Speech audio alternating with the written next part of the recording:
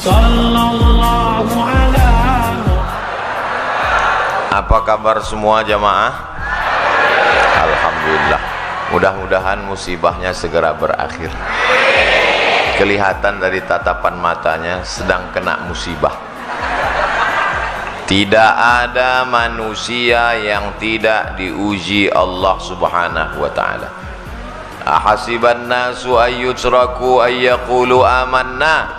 Apakah manusia itu menyangka dia dibiarkan begitu saja mengatakan kami beriman? Wa hum la yuftanun, padahal iman mereka belum diuji. Walanabluwannakum, kami pasti akan menguji kamu, bisyai'im minal khauf, takut, wa naqsim minal amwal. Walanabluwannakum bisyai'im minal khauf, takut, wal ju', lapar, wa naqsim minal amwal, kurang harta, wal anfus, sakit, was samarat, kering kerontang paceklik, wa basyiris sabirin, berikan kabar gembira kepada orang yang sabar. Siapa dia? Alladzina idza asabathum musibah qalu inna lillahi wa inna ilaihi. Buku yang ada di tangan Bapak Ibu Saudara sekalian, Musibah Itu Indah, ditulis oleh seseorang yang S1-nya matematika, S2-nya ilmu sosial dan politik. Namanya Muhammad Ilyas. Kok bisa anak S1 matematik, S2 UI, Universitas Indonesia Ilmu Sosial Politik, kok bisa ngerti agama? Ternyata dia hafal alfiyah 1000 bait ilmu nahu dan matan zubat dalam bidang fikih karena dia tamat pesantren. Buku ini membantah orang yang mengatakan saya nggak mau anak saya pesantren, nanti nggak bisa kuliah. Nih, hafal 1000 bait nahu, alfiyah Ibni Malik, dan hafal matan zubat fikih, bisa matematika, bisa politik, bisa masuk UI. Buku ini membantah stigma, membantah mindset orang yang mengatakan pesantren tertinggal. Jadi yang selama ini takut, anakmu SMP nggak mondok, nggak pesantren, nggak bisa matematika, nggak masuk UI. Buku ini membantah. Lalu posisi Ustadz Somad di sini ngapain? Ada nama saya di sini, Ustadz Abdul Somad. Buku ini sangat penting dibaca agar kita selalu siap ketika mengalami himpitan dan kesulitan hidup. Buku ini memandu kita untuk keluar dari musibah dengan cara terbaik. Para habaib, para kiai, alim ulama, tak dapat saya sebutkan satu persatu. Insya Allah kita semua dimuliakan Allah Subhanahu wa ta'ala. Halaman 12 nomor 4. Kenapa kita kena musibah? Sholat sudah, puasa Senin Kamis sudah, sedekah sudah, wakaf sudah, infak sudah, ngaji sudah, kok kena musibah juga? Banyak anak-anak muda ketika sudah hijrah komplain ke Ustadz. Ustadz, dulu saya ketika masih pacaran bisnis saya lancar, waktu masih nyabu hidup saya enak.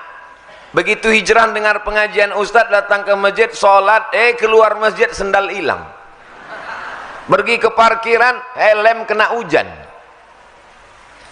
Untuk apa Allah uji kita? Halaman 12 nomor 4. Musibah diberikan Allah untuk membuat hamba-hambanya tidak sombong, mau berserah diri dan minta tolong kepada Allah.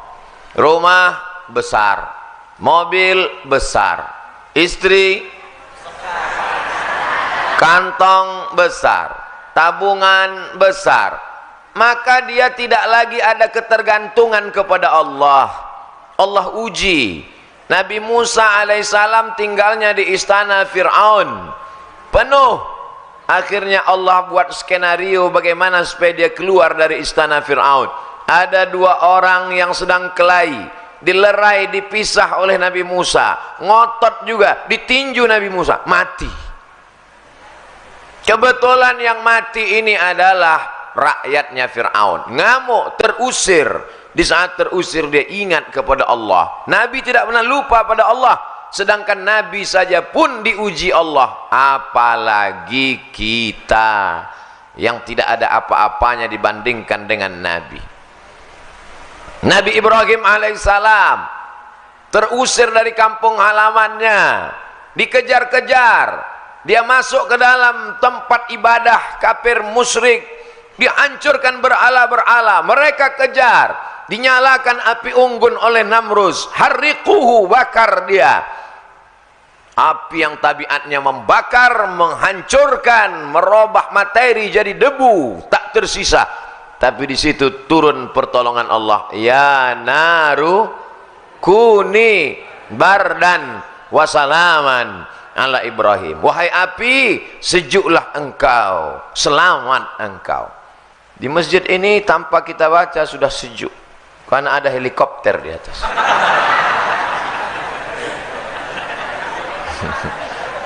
Masya Allah, saya heran. Kipas anginnya sudah besar kok terasa panas. Baru ingat, rupanya tadi saya makan durian. Dikasih sama panitia. Jadi ibu bapak, tolong mohon maaf nanti kalau suara saya terdengar terlalu menggelegar. Beda sama moderator. Dia slow sop. Karena tadi makannya cuma agar-agar.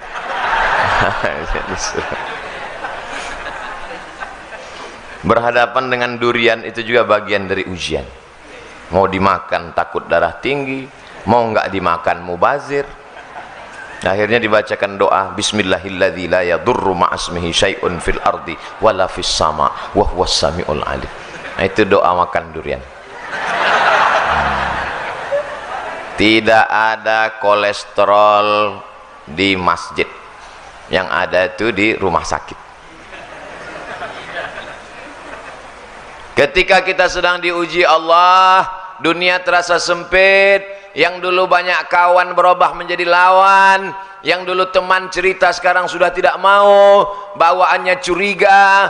Bersandar kepada manusia akan binasa. Bersandar kepada jabatan akan sirna. Bersandar kepada harta akan hilang. Di saat itulah kita mengangkat tangan berkata yang besar hanya Allah. Allahu Akbar. Salat kita jadi lebih khusyuk. Bayangkan kalau dari tanggal 1 sampai tanggal 30 duitnya sama banyaknya. Tapi begitu tanggal 29, bismillah. Makanya PNS dengan petani itu tingkat khusyuknya petani itu lebih khusyuk. Karena dia setelah menanam padi pulang ke rumah, modal sudah, pekerja sudah dibayar, sewa kebun, membayar pupuknya, menanamnya. Begitu dia nampak hujan mau turun, berdoa khusyuk, ya Allah jangan sampai hujan turun kalau banjir padi yang kutanam tadi mati. Nampak tikus, jangan sampai tikus mirip padi. Beda sama orang yang gajinya sudah tetap, dia tenang aja. Mau hujan, ya nggak apa-apa. Orang gaji pokok ada. Bulan cuma 12, gaji dia 13. Makanya banyak orang bercita-cita supaya jadi PNS. Ustadz ngejek PNS? Enggak, saya PNS dulu.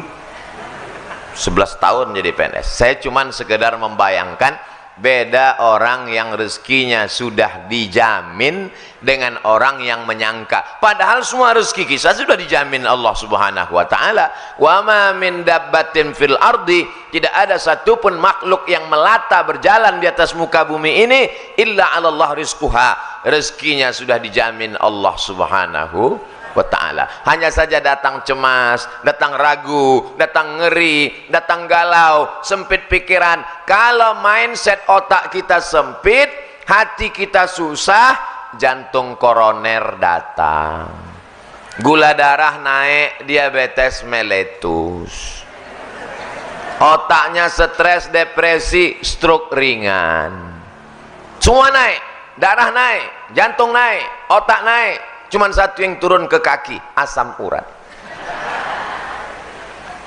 Jadi apa yang bisa menenangkan hati ini?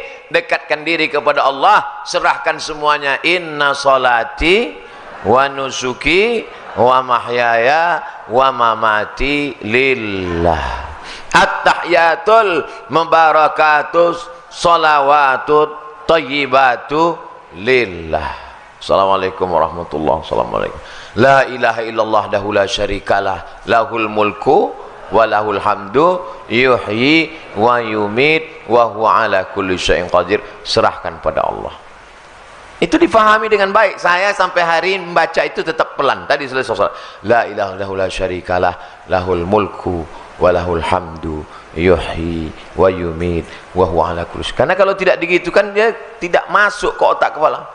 Ini banyak orang mengucapkan itu seperti makan gorengan panas.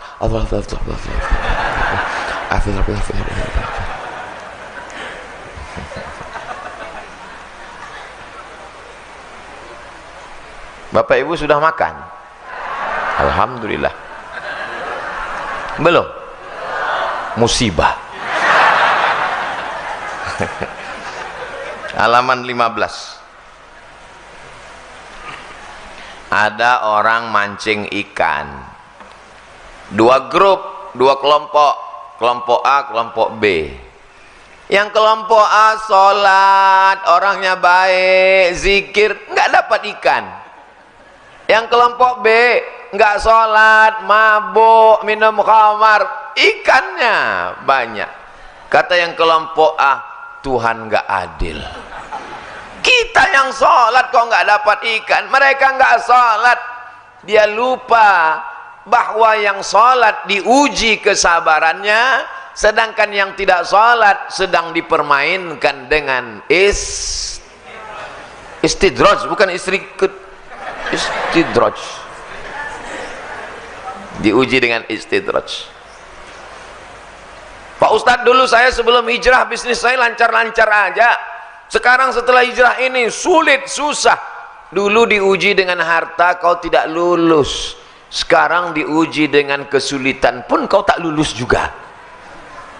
Emangnya Allah tidak tahu kalau kita ini layak atau tidak layak menjadi penghuni surga? Allah tahu. Lalu kenapa dia uji kita? Dia mau ngasih tahu diri kita untuk kita sendiri paham. Oh, sesungguhnya aku ternyata nggak lulus jadi penghuni surga. Allah Maha tahu. Wa na'lamu ma tuwaswisu bihi nafsuh. Kami tahu apa yang berbisik-bisik dalam hatimu.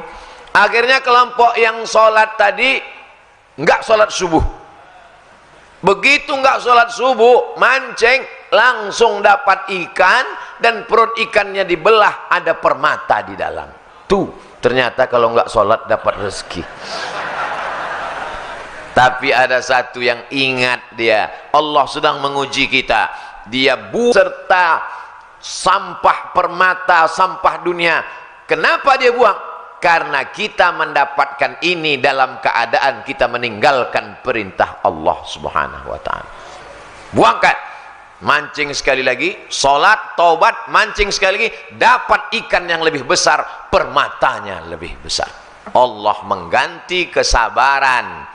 Sabar bukan berarti hanya sekedar menahan diri, tapi sabar. Banyak orang menyangka sabar ketika nahan diri dari sakit. Sabar ya, ini sabar paling tinggi. Sabar ketika mendapat ikan ada permata dalam perutnya, dalam keadaan tidak sholat. Inilah sabar yang paling berat. Datang orang ke rumah kita bawa uang 1 koper, mau nyogok kita, kira-kira sabar nggak? Diam. Sakit, sabar. Mati, sabar. Covid, sabar. Demam, sabar. Datang orang mau nyogok 1 miliar. Yang bilang sabar, mudah-mudahan nggak datang. Jadi sesungguhnya ujian itu tidak hanya dalam bentuk kesusahan, tapi juga ada kalanya dalam bentuk ikan yang isi perutnya permata, karena Allah ingin menguji keimanan kita. Ustaz pernah diuji seperti itu ya. Dulu sebelum nikah nggak ada ujian, setelah nikah komen mereka di YouTube.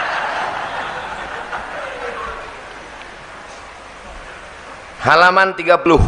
Sabarlah, jangan mengeluh.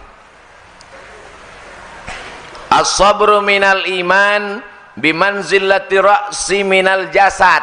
sabar itu seperti kepala.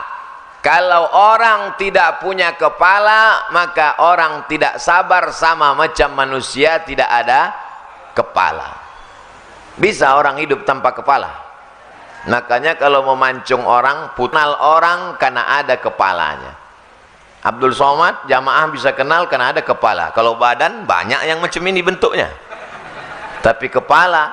Makanya saya kalau di lokasi ceramah itu mobil nggak bisa masuk, yang ngawal nggak ada, kalau kepala saya kelihatan jamaah ngejar. Pernah saya ceramah bawa kendaraan sendiri, mobil nggak bisa masuk, yang ngawal nggak ada, nggak bawa tim. Gimana caranya? Saya tutup kepala saya pakai helm, selamat. Sampai dalam masjid baru buka. Orang yang tidak sabar macam manusia yang tak berkepala, zombie. Suami ibu yang nggak sabar berarti ibu zombie ya. Hebatnya orang beriman, ajaban li amril mu'min. Orang beriman itu mengagumkan semuanya. In asobathu sarra, kalau badannya sehat, rezekinya lancar, rumahnya besar, mobilnya mewah, duitnya banyak, dia bersyukur karena limet, tidak ribet, tidak sulit, tidak susah, tidak payah. Yang payah itu umat Islamnya. Ajaran Islam memudahkan kita. Halaman 34. Kok dilompat-lompat Pak Ustadz? Kalau kita baca satu halaman satu, selesainya bulan depan. Sementara waktu kita 30 menit. Habis 30 menit tanya jawab. Halaman 34. 3 macam sabar. Sabar yang pertama, sabar dalam ketaatan. Sabar bangun subuh. As-salatu khairum minan naum. Sabar telinganya mendengar mikrofon, rumah samping masjid, mikrofon toanya pas ke telinganya. Ustadznya teriak-teriak. Kenapa Ustadz Somad mesti teriak? Memangnya kalau ngomong biasa aja kami nggak dengar? Kita mesti sabar. Sabar dalam ketaatan. Kuat. Tapi kalau Bapak Ibu terganggu dengan suara saya nggak sabar, bisa kita slowkan. Sabar. Sabar yang kedua, halaman 36. Sabar dalam meninggalkan maksiat.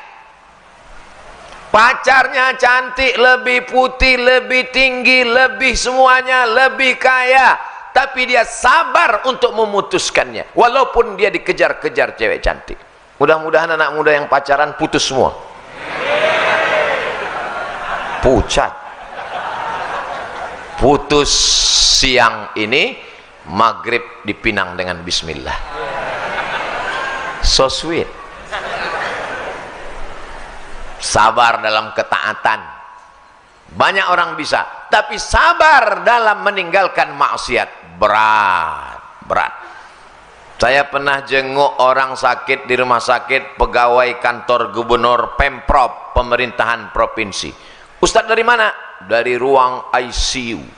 ICU itu apa? ICU, you don't see me. Siapa yang Bapak jenguk? Bapak Fulan. Oh, itu pegawai Pak Ustadz. Kenal kamu? Ya, anaknya ada kuliah di Australia.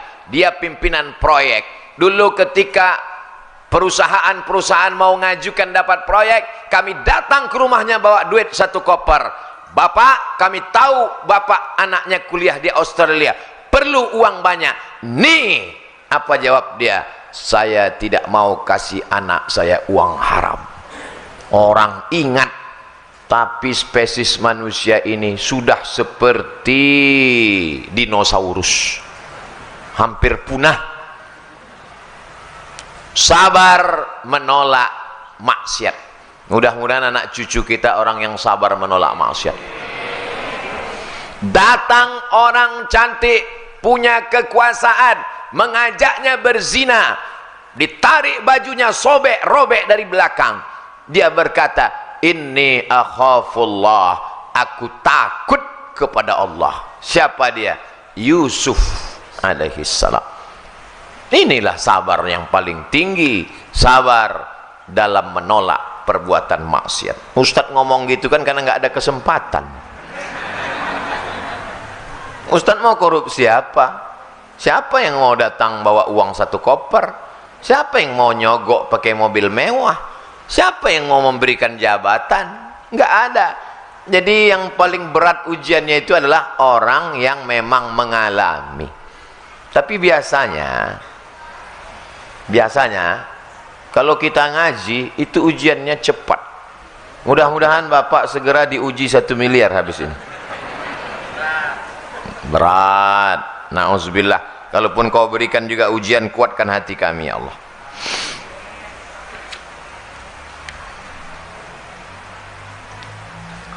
Halaman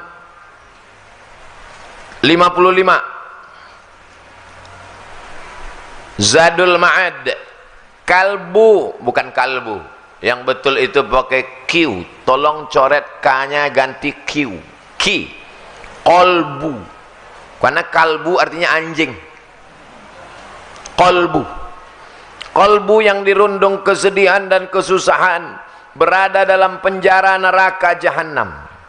Meskipun hal itu datang untuk kebaikan, kalbu ini akan tetap dalam siksa neraka dunia sampai dia kembali bertauhid.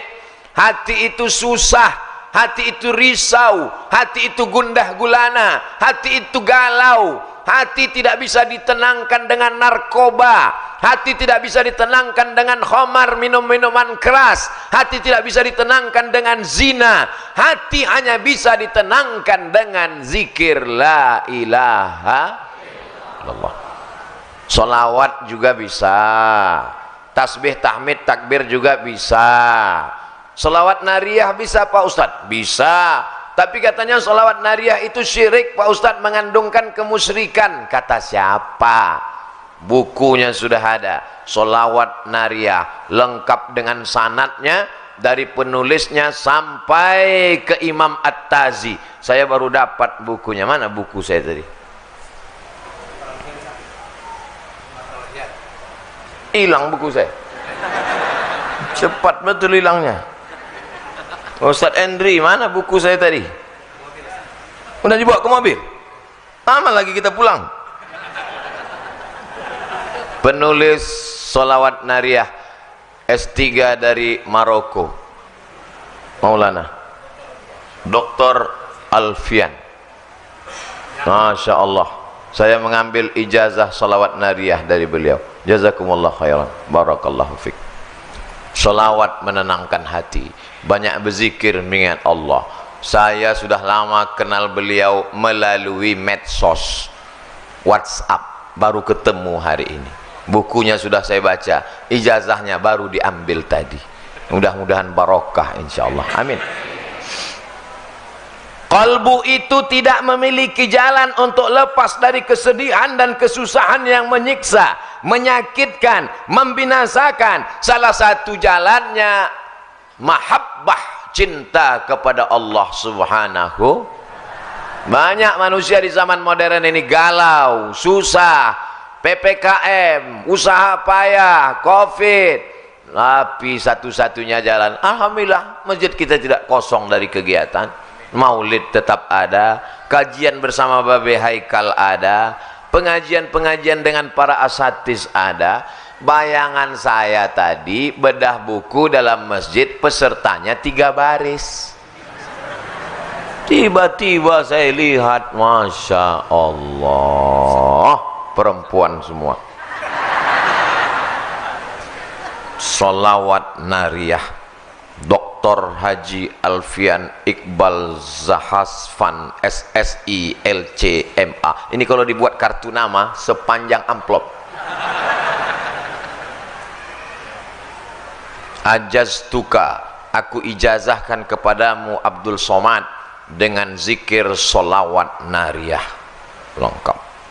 Mudah-mudahan Ustadz Somad dilapangkan hatinya dengan banyak bersolawat kepada Nabi Muhammad sallallahu alaihi wasallam. Hati sempit, pikiran galau, minum obat tidur 1 papan, mati. pergi ke rel kereta api mau bunuh diri, sudah terbaring, aku siap mati, sempat pula live melalui Facebook. Hai guys, dimanapun berada, dunia ini terlalu menyakitkan, aku mati. Tiba-tiba kereta sudah lewat, nggak mati, rupanya salah rel. Jangan bunuh dirimu, karena dalam Islam kematian bukan solusi terhadap permasalahan. Mati ada pertanyaan mungkar nakir, masih ada azab kubur, masih ada bangkit di padang mahsyar, masih ada titian siratal mustaqim, masih ada hisab penimbangan amal, masih ada neraka jahanam.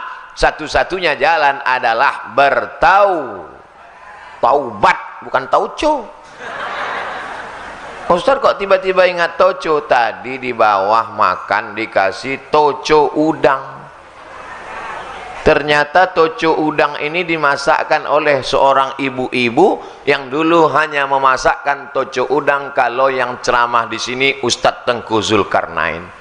Setelah beliau meninggal, tidak pernah dimasakkannya lagi sampai dia tahu kabar bahwa datang Ustadz Abdul Somad. Saya makan udangnya tadi 2 ekor.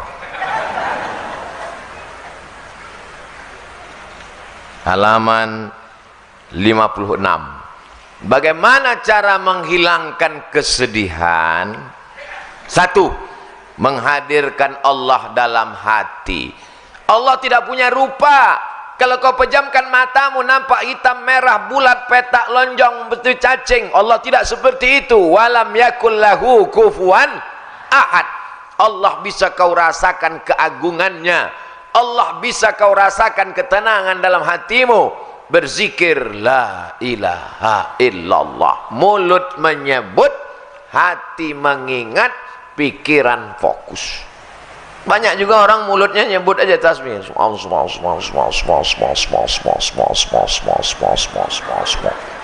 betik tasbih pinggir jalan, makin cantik cewek lewat makin kencang. Apa ini? Mulut menyebut, hati mengingat. Alladzi waswisu fi sudur.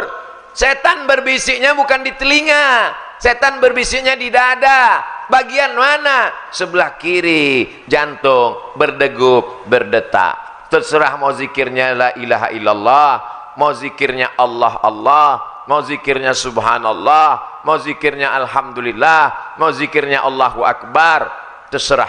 Kalau Ustaz Somad sendiri zikirnya apa? Istighfar. Habis istighfar, solawat. Habis solawat, la ilaha illallah. Kalau lagi ngobrol, lagi banyak tamu, Allah Allah Allah Allah Allah Allah Allah. Lupa, ingat lagi. Lupa, ingat lagi. Lupa, ingat lagi. Ingat terus, wali Allah.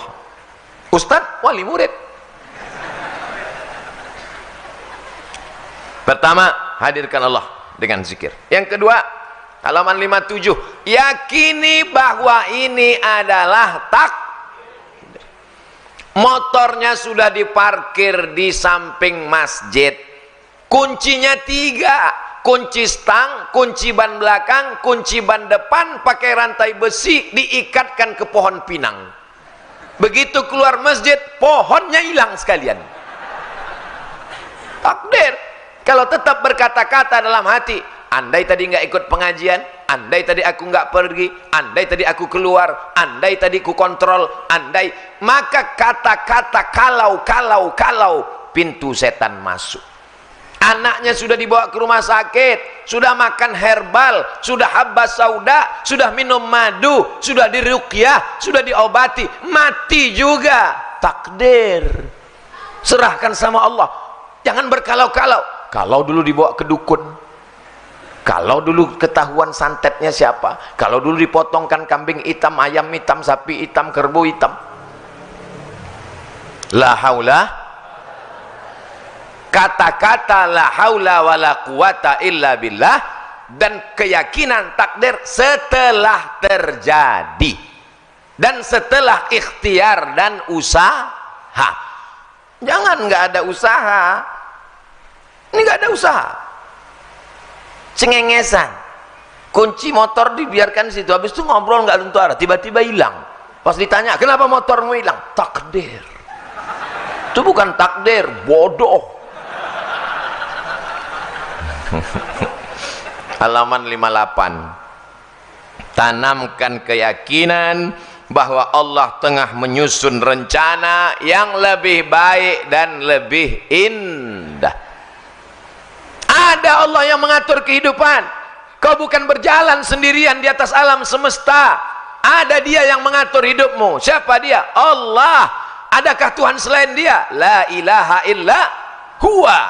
Apakah Dia hidup? Al-Hayyu. Apakah Dia mengatur hidupku? Al-Qayyum.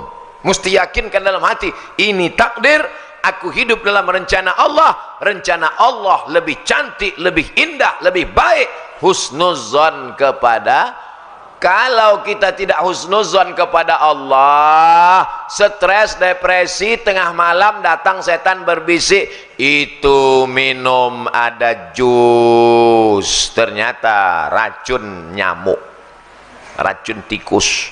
Ya kalau mati, kalau setengah mati.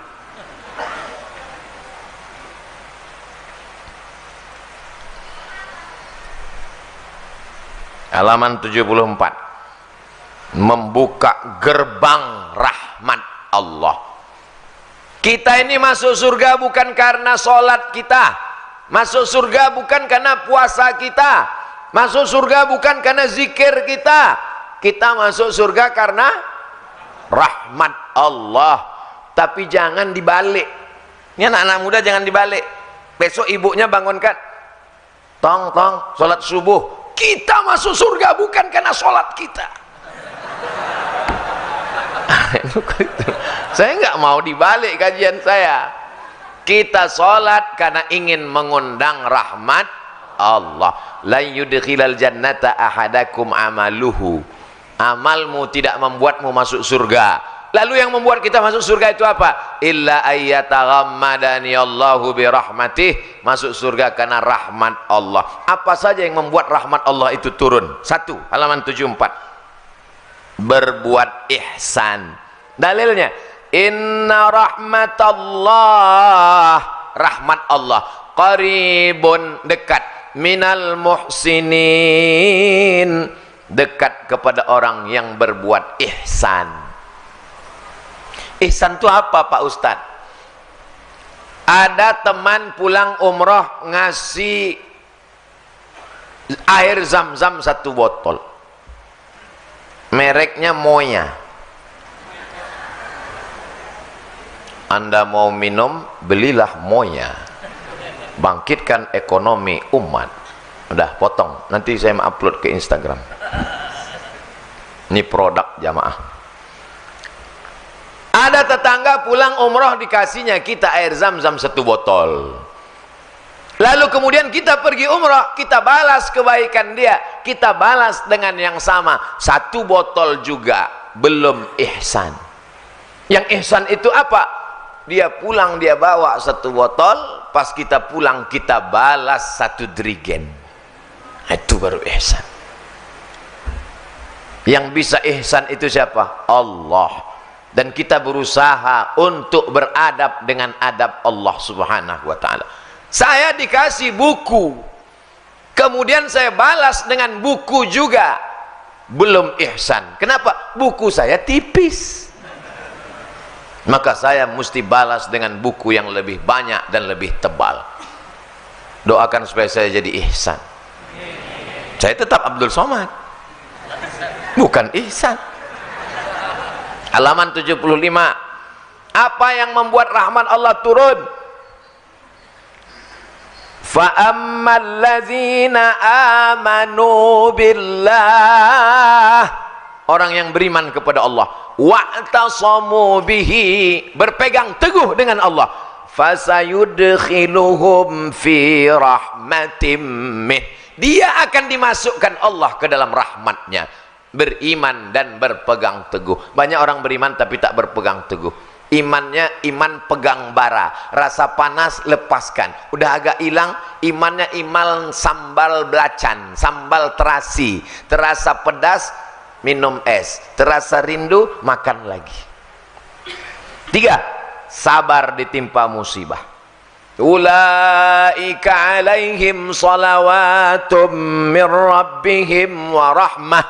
Orang yang sabar ditimpa musibah, maka dia mendapatkan rahmat dari Allah Subhanahu wa taala. 4, takwa. Uktub lana fi hadhihi dunya hasanatan wa fil akhirati inna hudna ilaik. Qala azabi usibu bihi man asya' wa rahmati wasi'at kulla syai'. Rahmat Allah SWT untuk orang yang bertakwa. 6, berbuat baik. Inna rahmatallahi qaribum minal muhsinin. 7, berhijrah, berjihad. Ulaika yarjuna rahmatallah. Mereka mengharapkan rahmat Allah. 8, laula tastaghfirunallah. Banyak-banyaklah kamu beristighfar kepada Allah, la'allakum turhamun. Kamu dapat rahmat. 9, mendengarkan bacaan Quran. Wa idza quri'al Quran, kalau ada orang baca Quran, fastami'u lahu, dengar baik-baik. Wa ansitu, diam. La'allakum turhamun. Ada orang baca Quran, diam. Qari tadi baca Quran, Bismillahirrahmanirrahim, dia diam, tapi tangannya sama aja, mulutnya diam, tangan main. Diam, renungkan maknanya, fahami isinya, turun rahmat Allah ke dalam hati, lapang segala yang sempit. Dijadikan Allah kita hamba yang sabar, yang bersyukur dalam menerima segala yang diberikan Allah Subhanahu wa taala. Terakhir, halaman 108. Ada seorang perempuan nakal, jahat, perbuatannya super jahat, zina, orangnya kotor, nauzubillah, melihat seekor anjing yang juga kotor, najis, air liurnya kalau kena tak cukup hanya dicuci, mesti 7 kali siram, salah satunya dengan air tanah. Tapi kemudian dia kasihan melihat anjing ini, dia berikan air minum dalam sepatu botnya. Sepatunya kotor, perbuatannya zina, kotor, anjingnya kotor, tapi ada satu ketulusan. Apa dia? Kasihan melihat hamba Allah bernama anjing. Banyak sekarang orang takut nyebut anjing. Memang begitu ditulis di sini. Kalau nggak percaya lihat aja, anjing. Bainama kalbun, ada seekor anjing, yutifu birakiyatin, hampir mati karena kehausan, yaqtuluhul atos. Atos artinya haus. Idra'athu baghiyun, ada seorang bagi, WTS, melihat anjing, min baghaya Bani Israel. Tapi ini bukan zaman Nabi Muhammad SAW, tapi zaman Bani Israel. Fanaza'at muqaha, lalu dia copot sepatunya. Fasaqathu, dia berikan air minum.